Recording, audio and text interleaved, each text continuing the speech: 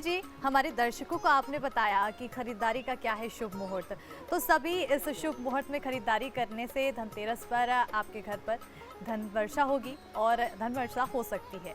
अब ये भी जानना चाहेंगे कि कैसे धनतेरस पर पूजा करनी चाहिए पंडित जी। जी अस्मिता जी, शास्त्रों में पूजा का संपूर्ण विधि विधान वर्णित है और हमारे प्राचीन ऋषियों ने शोध करके आध्यात्मिक ज्ञान के द्वारा उस सामान्य विधि विधान को एक क्रमबद्ध किया है।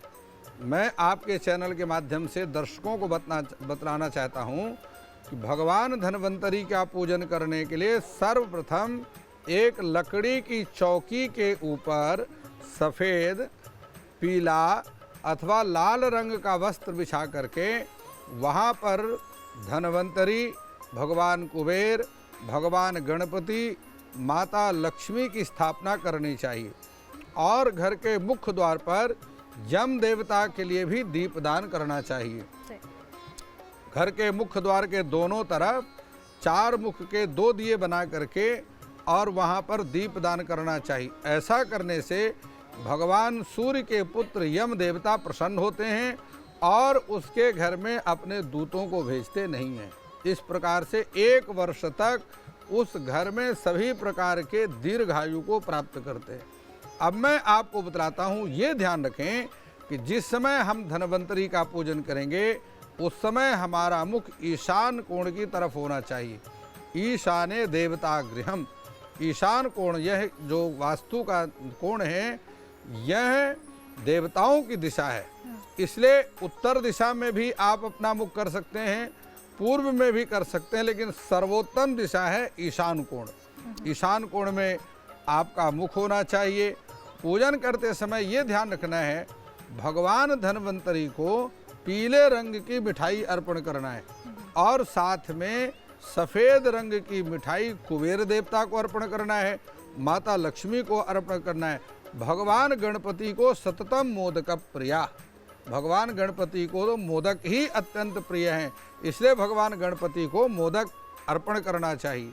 आप यह भी ध्यान रखें वहाँ नवग्रहों का पूजन करना बहुत नितांत आवश्यक होता है।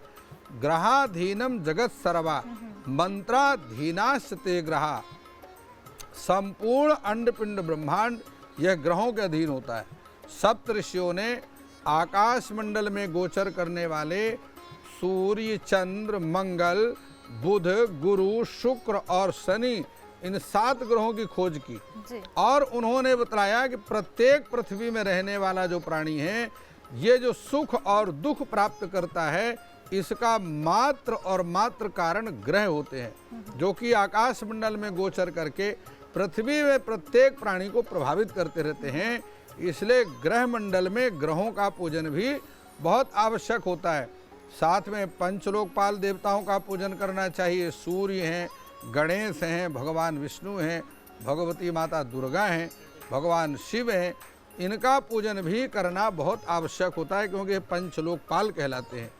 अब इसके बाद 64 योगिनी, 16 मातृका, सप्तघृत मातृका, इनका पूजन भी सप्तघृत मातृका का अभिषेक घी की धारा लगा करके करना चाहिए।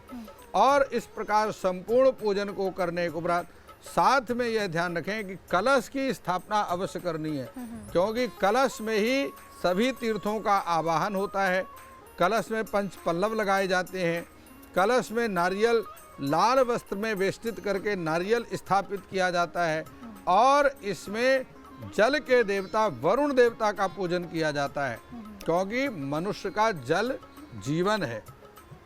जल संचय भी करना चाहिए, जल संग्रह भी करना चाहिए और जल देवता का पूजन, वरुण देवता का पूजन भी करना चाहिए। जितना धन आवश्यक है उतना ही जल भी आवश्यक है।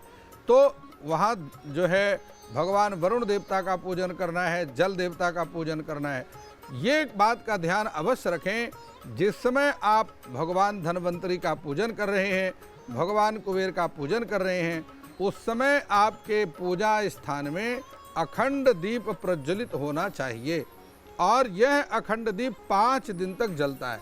प्रथम दिन धन त्रयोदशी को जलाया जाता है और भाई द्विज को जाकर के भाई को तिलक करने के बाद वह शांत होना चाहिए। तो ये 5 दिन का अखंड दीपक जलाया जाता है। और इसके साथ ही एक बात का और भी बहुत ध्यान रखना है कि धन्वंतरी स्तोत्र का पाठ करना चाहिए। धन्वंतरी स्तोत्र का पाठ करते समय अपने आरोग्यता के, घर परिवार के और अपने नात रिश्तेदार भाई बंधुओं के भी आरोग्यता के लिए कामना करनी चाहिए और अमृतत्व की कामना करनी चाहिए। असतो मां सद्गमय, तमसो मां ज्योतिर्गमय, मृत्युर्मां मृतम गमय। हे परमात्मा, मुझे असत्य से सत्य की ओर ले चलो, हैं, और तमसो मां ज्योतिर्गमय, अज्ञान रूपी अंधकार से छुड़ा करके ज्ञान रूपी प्रकाश की ओर ले चलो, और मृत्युर्मां मृतम गमय, मृत्यु के भय से हटा करके मुझे अमरता की ओर लेकर के चलो, ऐसी कामना करनी चाहिए। साथ में भगवान महामृत्युंजय, मृत्युंजय महादेव, भगवान महामृत्युंजय के मंत्र का, जो कि 52 अक्षर का मंत्र है, इस मंत्र का जाप करना चाहिए। रुद्राक्ष की माला में करना चाहिए। प्रथम धन त्रयोदशी से आरंभ करके भाई दूज तक हर बहन को अपने भाई के आरोग्यता के लिए, उत्तम स्वास्थ्य के लिए, कल्याण के लिए, धन धान की वृद्धि के लिए महामृत्युंजय मंत्र का जाप करना चाहिए। तो इस प्रकार से ये धन त्रयोदशी की संपूर्ण पूजा विधि है। और ये संपूर्ण पूजा विधि के बाद क्षमा याचना करना चाहिए और अंत में आरती की जानी चाहिए। ये बात हमेशा ध्यान रखें। पूजा के समय में आपके धुले हुए वस्त्र होना चाहिए और आसन पर बैठ करके पूजा करना है। बिना आसन के की गई पूजा स्वीकार नहीं होती, इसलिए आसन पर बैठकर पूजा करना है। पूजा के लिए आपका जो आसन है वो लाल अथवा पीले रंग का होना चाहिए, तो अति उत्तम बात है।